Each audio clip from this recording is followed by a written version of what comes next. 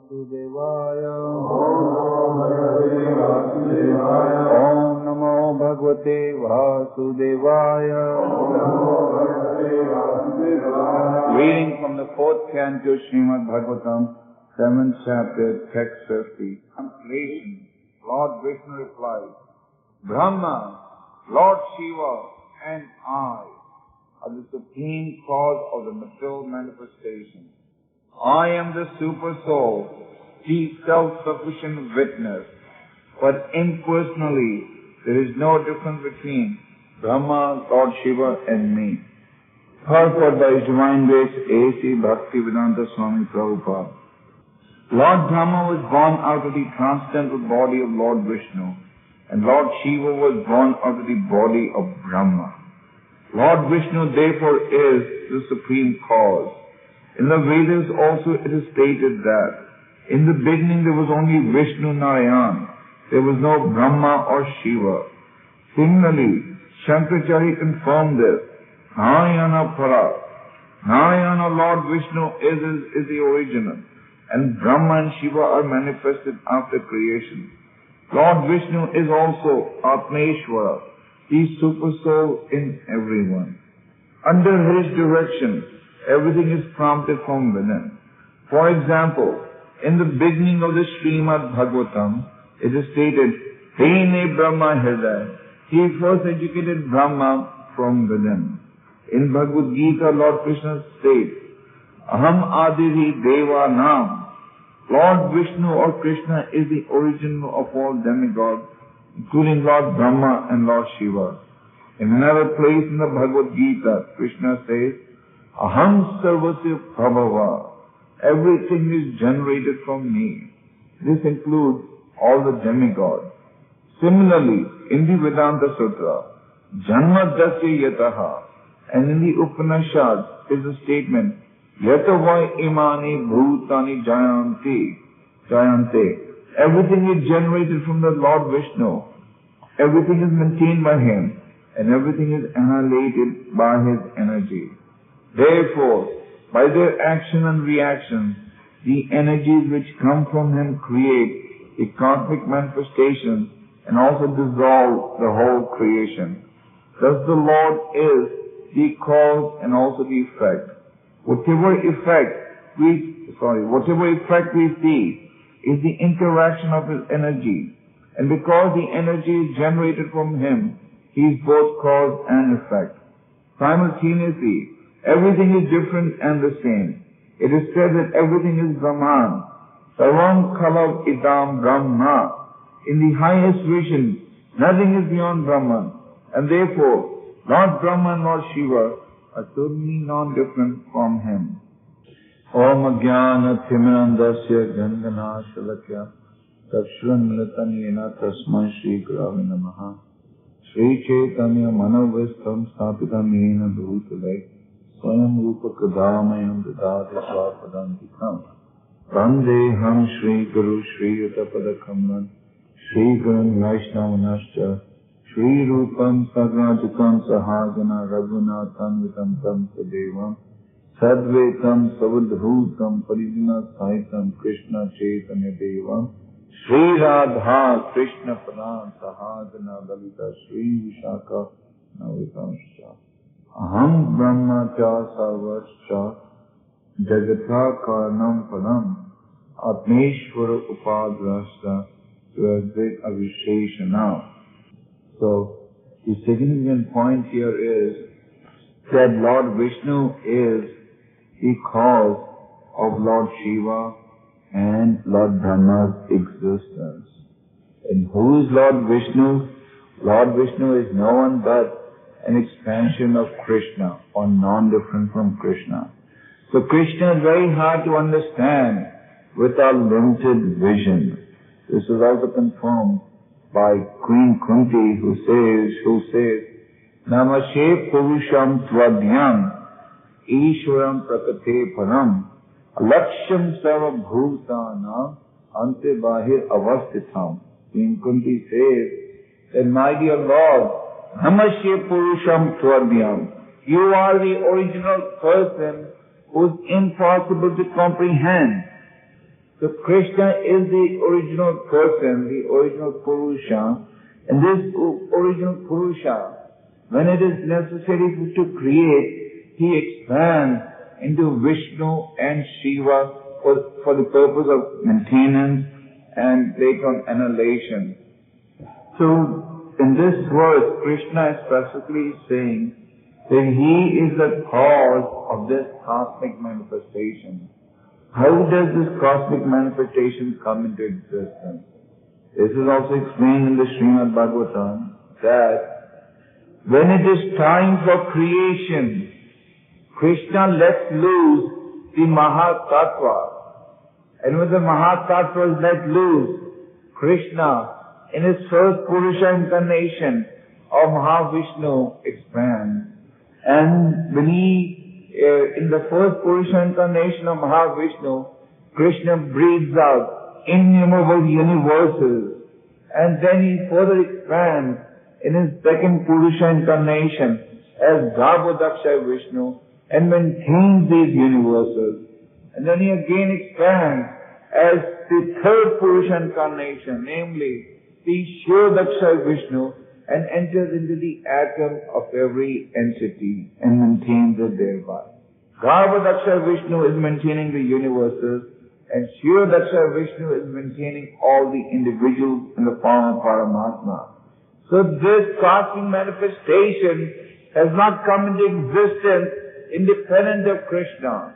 Maya dakshina prakriti suyate sa chara-charam. Krishna says, my prakriti. Just like if any of you has a car, you say, this is my car. So Krishna in the Bhagavad Gita specifically addresses this prakriti to be his personal possession.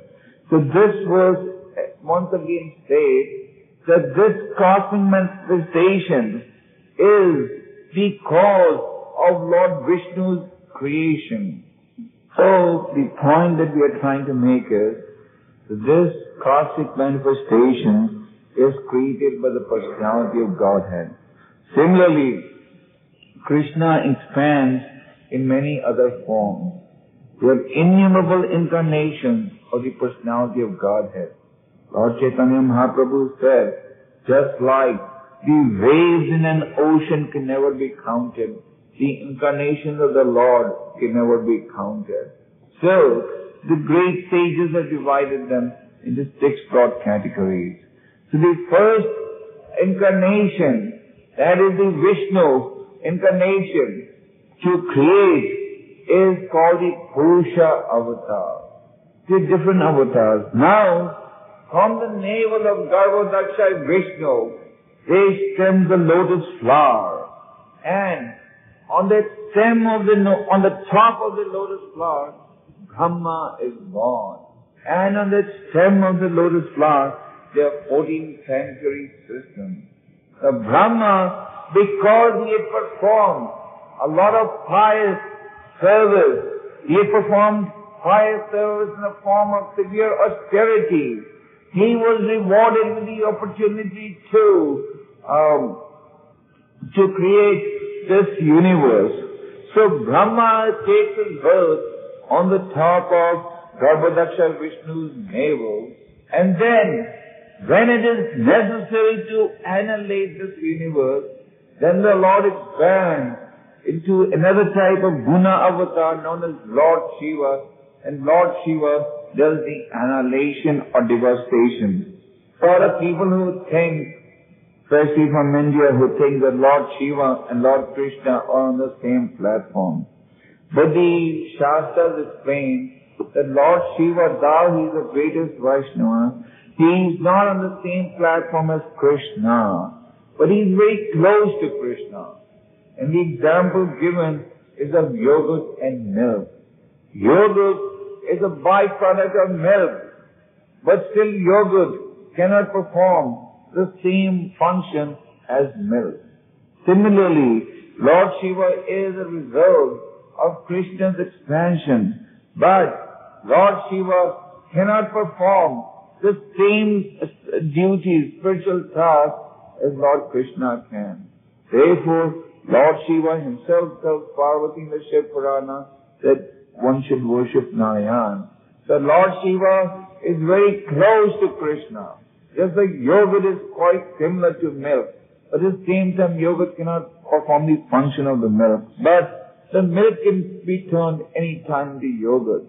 So Krishna can expand and into Lord Shiva, but Lord Shiva cannot become Krishna. So then there are other types of incarnations of the Lord also. These analysis of the different incarnations just help us to understand and appreciate the transcendental position of the personality of Godhead. You have the Manvantara avatars. These avatars, that is Viṣṇu, Śiva and Brahmā, are known as the Guna avatars. The Manvantara avatars are also innumerable. There are 14 Manvantara avatars in one day of Lord Brahmā. And Brahmā lives for 30 years, Brahma's life is for 100 years. His 1 month consisting of 30 days. His 1 year is equal to 432,000 of our early years. In total, Brahma lives for 311 trillion years. So, during this course of this time, there are innumerable Manvantara avatars. Then, you have the Yuga avatar. This is another category. The Vedas describe that there are 4 principal ages, beginning with Satya Yuga, then Treta Yuga, then Dwapara Yuga, then Kali Yuga. So in each of these ages, the Lord appears in a different color and prescribes a different process of self-realization. Like in Satya Yuga, the color of the incarnation was white. Then in Treta Yuga, the color was red. Then in Dwapara Yuga, the color was blackish. And different processes of meditation, such as extended meditation in the Satya Yuga, offering sacrifices in Treta Yuga, and worshipping the Lord directly in Dwapara Yuga. And in Kali Yuga, the description is that the Lord will appear as one who is golden in complexion, and one who is always recommending the chanting of the holy name. So, the different ages in which the Lord appears in different colors and prescribes a different method of self-realization. Then we also have the Leela avatar. The Leela avatars are incarnation of the Lord to perform different pastimes. And then we have the Shaktavish avatar. The Shaktavish avatars are of 2 types, direct and indirect. And the Shaktavish avatar means one who is empowered by the Lord to perform a particular task. Now Lord Chaitanya explained to Sanatana Goswami that the bona fide incarnation can be recognized on the basis of 2 criteria. One is known as the principal feature and the other is known as the marginal feature. The principal feature refers to the form of the Lord and the marginal feature refers to the activity that the Lord engages in. So, when we want to recognize a bona fide incarnation of the Lord, we can recognize it by looking at the principal features and the marginal features. Very often we meet people who say that this man is an incarnation of God, such and such man is an incarnation, just like last night we were preaching to some people who were talking about different incarnations of Godhead who in reality were all false. One can recognize whether the incarnation is genuine or bogus on the basis of these 2 features. That is the principal feature and the marginal feature. All these descriptions are there in the Shastras, and with the help of the Shastras one can understand. Just like in the case of Sri Chaitanya Mahaprabhu, it is described that the principal feature means the complexion of the Lord, the bodily features, and the marginal feature refers to the activity. So the Bhagavatam clearly says that in Kali Yuga, the Lord will appear as one who is golden in complexion and as one who is always engaged in chanting the glories of the Lord. So chanting the glories refers to the marginal feature of the Lord, and the bodily description is the principal feature. So, these incarnations of the Lord and the purpose of the Lord's appearance is Paritanaya Shadunam Dunashya Cha Dustatam Dharma Sanstapanarthaya Sambhavami Yuge Yuge. The purpose of the Lord appearing in His original form, or the Lord appearing in any of His incarnations, is just one.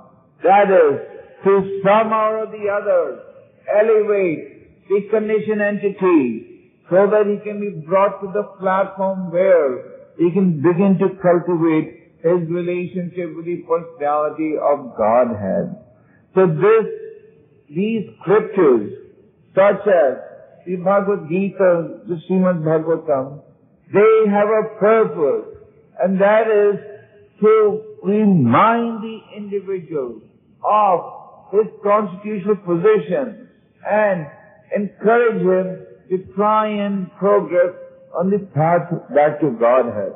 Like the Bhagavad Gita, for example. The Bhagavad Gita analyzes 5 subject matters in detail. It analyzes the position of the Ishvara, that is the Supreme Controller.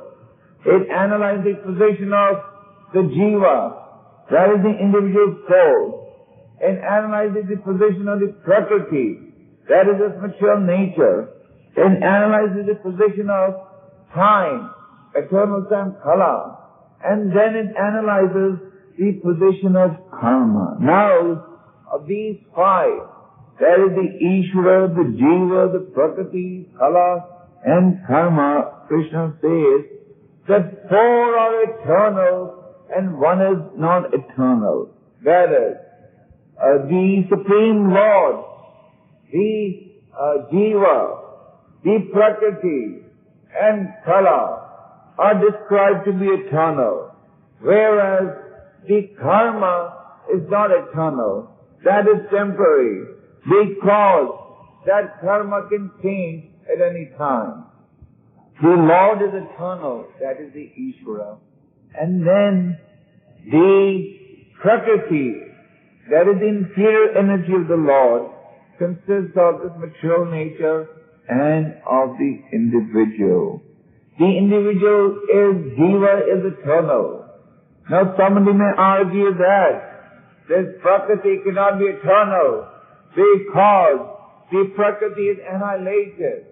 But this is explained by the fact that the Prakriti is annihilated and created again and again and again. Sarva Bhutani Khanteya Kalpakashaya Panastami Kalpadog Visajami aham. Krishna says that this cosmic manifestation is created by my will, and then again it is annihilated, and then again it is created, and then again it is annihilated. Therefore, Prakriti is described to be eternal because it doesn't finish with the annihilation, but it is just a cycle. That is, it is annihilated and then again there is creation. So this Prakriti is eternal, and this Prakriti consists of 3 modes. That is, the mode of goodness, the mode of passion, and the mode of ignorance. So both the Jiva and the Prakriti are the Lord's inferior energy, but of the 2, the Jiva is more superior. Now, the individual, as long as he remains in the material world, he cannot understand the transcendental position of the Lord because he is under the influence of the material mode. So, Krishna advises through the Bhagavad Gita that one should transcend the influence of the 3 modes and come to the stage of goodness, pure goodness, whereby one will be able to understand the transcendental nature of the Lord.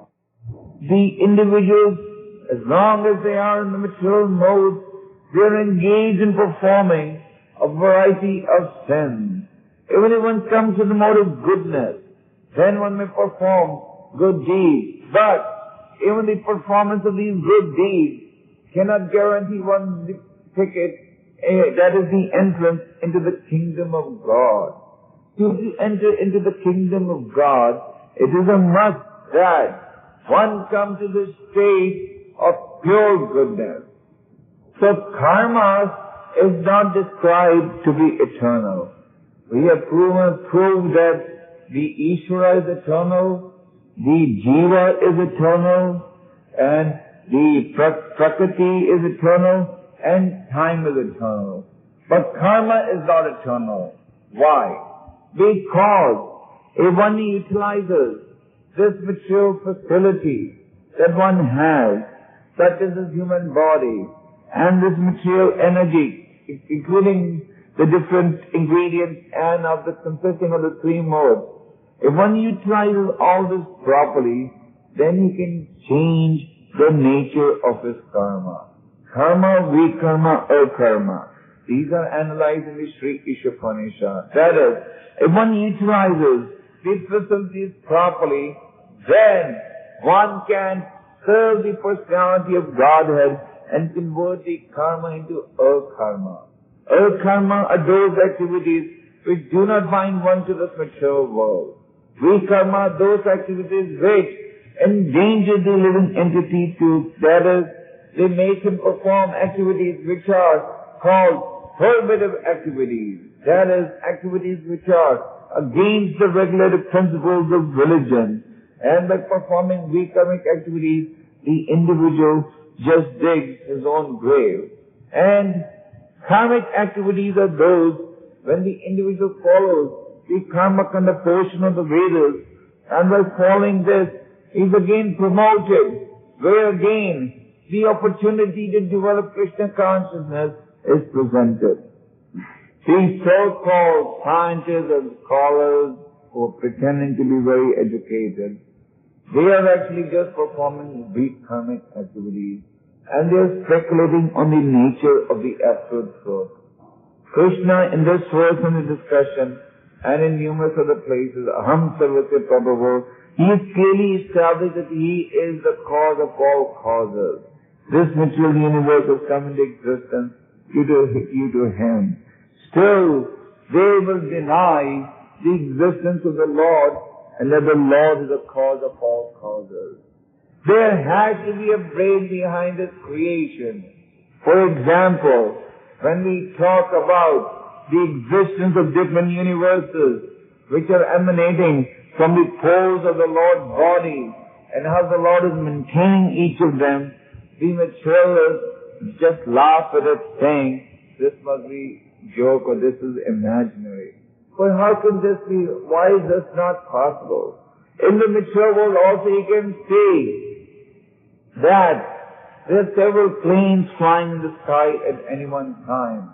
And in each of these planes, the life is complete in that within the plane you have a bar, you have all eating facilities, movie facilities, and when one is on the top of the plane, one is inside the plane, one feels that he can get everything he needs. And in any one time in the sky, there are thousands of planes flying.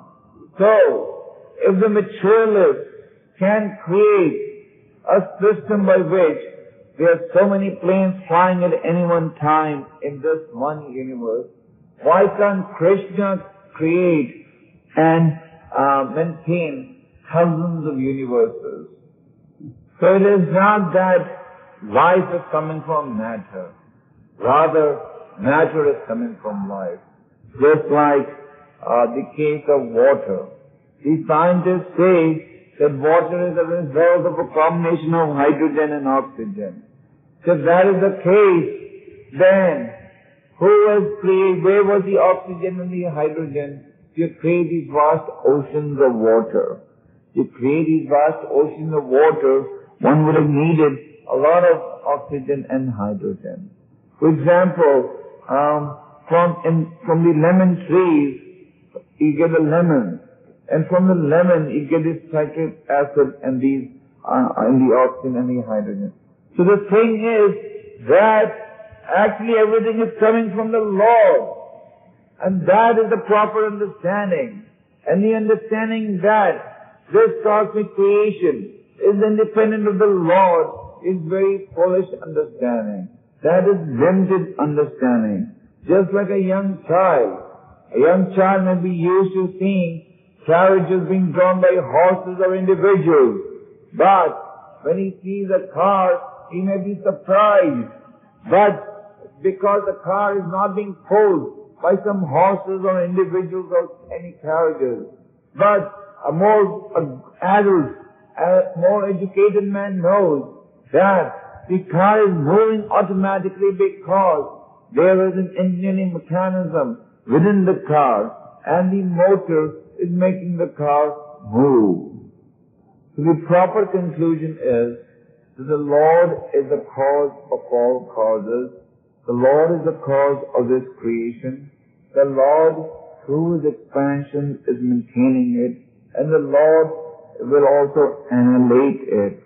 And another point that is mentioned in this verse, which is very significant, is that the Lord is the Supersoul. He specifically uses the word, I am the Supersoul, the self-sufficient witness. That is, the Lord, being present as a Śrīla Viṣṇu or Paramatma, being present in every individual, is the self-sufficient witness. That means that He is making a note of all the activities that one is performing. Īśvara sarvabhūtānaṁ hrideshe rajana tishthati. That is, that the Īśvara is in the heart of every entity, and being in the heart of every entity, He is witnessing everything. That is, He is witnessing whether the entity is exercising this human form of life properly or he is exercising his independence incorrectly. So those who accept that the Supreme is the cause of all causes and that He is the Supreme Witness are called the Bhaktas, and they come under the protection of the divine energy of Krishna known as the Devi Prakata. Those who surrender to the Lord are classified into four broad categories. Chaturvida bhajante mam, ye jana supratana rajana, artha jigyasi arthade, jnani cha bhāsha sabha. Krishna says that there are four types of wise people who surrender unto me. One who is inquisitive, one who wants knowledge, one who is in distress, one who wants wealth. Now, these individuals may approach Krishna under different circumstances, but all these four are considered to be pious because they will each turn to the personality of Godhead for direction. Similarly, there are also four types of miscreants who do not surrender to Krishna. That is, they're always speculating about the nature of the Absolute. Dharmam duskitino mura prapadyanti naradama mayaya partha dhyana ashram bhavan ashritaha. That is, you have the muras who work very hard like asses, not understanding who is the creator or not trying to understand the goal of human life. The naradamas, the lowest of mankind. Then you have ashram bhavan ashritaha, those who are openly atheists. And then you have the mental speculators, those who speculate about the nature of the Absolute. That is, they interpret these scriptures by and presenting their own views. And the atheists or the scientists, these are people who are openly atheists. That is, they openly deride the presence of the personality of Godhead. So the world today actually is divided into two. Those who are following the pravritti mark and those who are following the nivritti mark. One is the path of sense enjoyment and the other is the path of renunciation. So those who do not accept the Lord, these muras, are following the path of sense enjoyment. Whereas those who surrender to the Lord, doesn't matter what condition they may approach the Lord, they are following the path of renunciation. So one follows the path of renunciation, then one can understand that Viṣṇu is the cause of all causes and that He is responsible for the creation of this universe and He will be responsible for the annihilation also. And further, that Krishna as a Supersoul is present in every living entity and is witnessing different activities that everyone is performing. Hare Krishna. Any questions?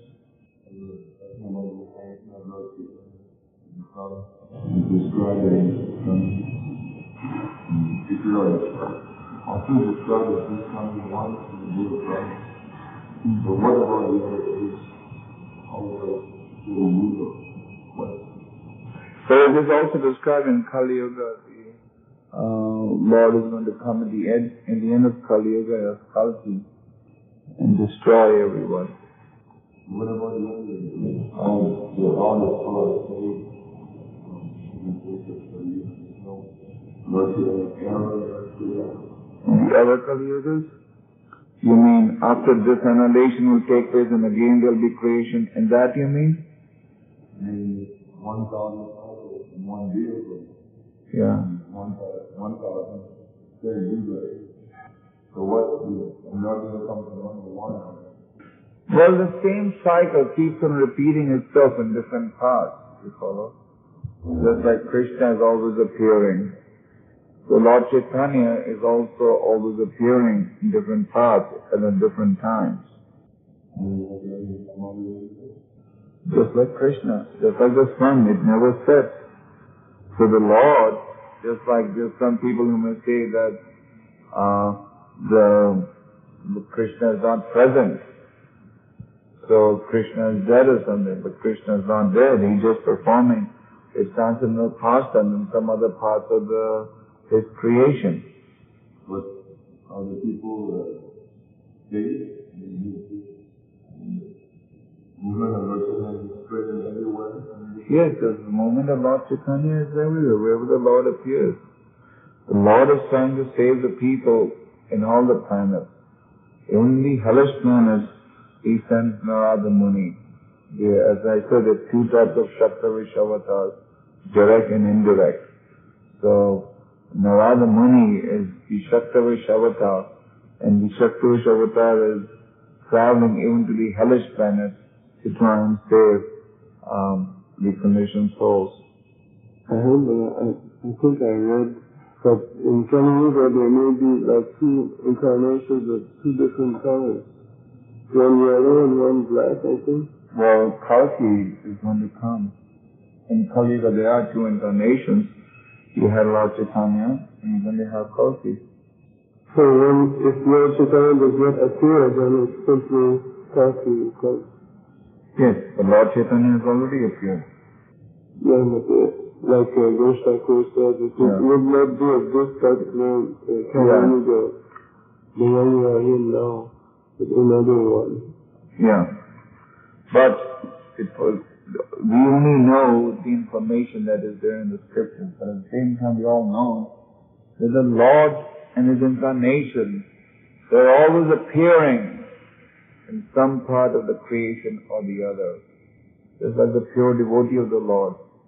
Srila Prabhupada once was giving a lecture at the disappearance day of Srila Bhakti-Siddhanta, and he said, my spiritual master came from Vaikuntha planet. He's left this planet, but now he's somewhere else. So the Lord and His pure devotees, they're always appearing in some part or the other to try and save the conditioned soul. The only information we have is for this age. That is the Yuga Dharma as is Sankirtan process. Harinam, Harinam, Harinam eva kevalam kalau na seva na seva na seva upadraṣṭā. That is the Yuga Dharma for this age. I think if you worry more about this age where we are today right now, there are the Manvantara avatars, 14 Manus in one day of Brahmā, But the Manvantara avatars are also innumerable. The point is, as Lord Chaitanya explained to Sanatana Goswami, the incarnations of the Lord are so innumerable that you can never count them. And Lord Chaitanya said, just like there's innumerable atoms coming in and out of a window, if somebody was to try and count the atoms coming in and out of a window, it would be a hopeless task. So one really cannot precisely know how many incarnations. But the Lord has said in the Bhagavad Gita that He's always appearing. Yada yadahi dharmasya. So the Lord, being all compassionate and merciful, He's always appearing with the same purpose. That is the point to understand. And He's always presenting an opportunity to the conditioned soul to elevate. Just see, even the hellish planets, the Lord is presenting the opportunity. Well, it's one of the many functions. The Lord, as we explained in the lecture, incarnates in many different forms. And in this Purusha incarnation, He incarnates as Maha-Viṣṇu, Garbhadaksha Viṣṇu and Kshirodaksha Viṣṇu. So as a Kshirodaksha Viṣṇu, He specifically acts as a witnessing bird. He's witnessing everything and guiding based upon our desires. In different incarnations, the Lord has a different purpose. So in the incarnation of Kshirodaksha Viṣṇu or the Paramatma, He's acting as a witnessing bird. The next one is to worship the Lord in the form of Krishna. Paramatma, well, they are transferred to the higher planetary systems, but again, they are given the opportunity to worship the Lord in the Bhagavan teacher. I mean, everyone is presented with the opportunity to come to the Brahman realization, Bhagavan realization. These yogis, unless they ultimately come to serenity, Bhagavan, and understand the Supreme Personality of Godhead, must they all necessarily fall down? Well, it depends. They can stay on over there also, but promotion to any of these higher planets only allows the individual to stay there only as long as the good karma allows him, just like an aeroplane. An aeroplane can stay in the sky only as long as it has enough fuel. Before the fuel runs out, it has to descend. Similarly, the yogis, the jnanis, and they're all promoted and they can stay for a certain period. Even Brahmaji's life is not permanent. So the point is that unless one accepts the Bhagavan process as the ultimate goal, the results of all these other processes are temporary. For example, the mystic yogis are of 8 different types. And one of the siddhis of the mystic yogi is to become smaller than the smallest. Actually, if you analyze this siddhi, you'll notice that the scientists have already achieved this type of siddhi to some extent. These scientists have been able to penetrate through the rock and establish underground subways. There are underground tunnels in so many parts of the world. So these yogic siddhis are not a great feat. In fact, one of during Srila Bhakti-Siddhantaji's lifetime, a German had come to India who said that to attain this yogic siddhi is no great feat. He said that even the scientists have achieved. But what is great is getting to understand the transcendental personality of Godhead. What's happening when I'm talking my mantra, Hare Krishna, and somehow I just lose control at a certain point. You lose control over the mind, isn't it?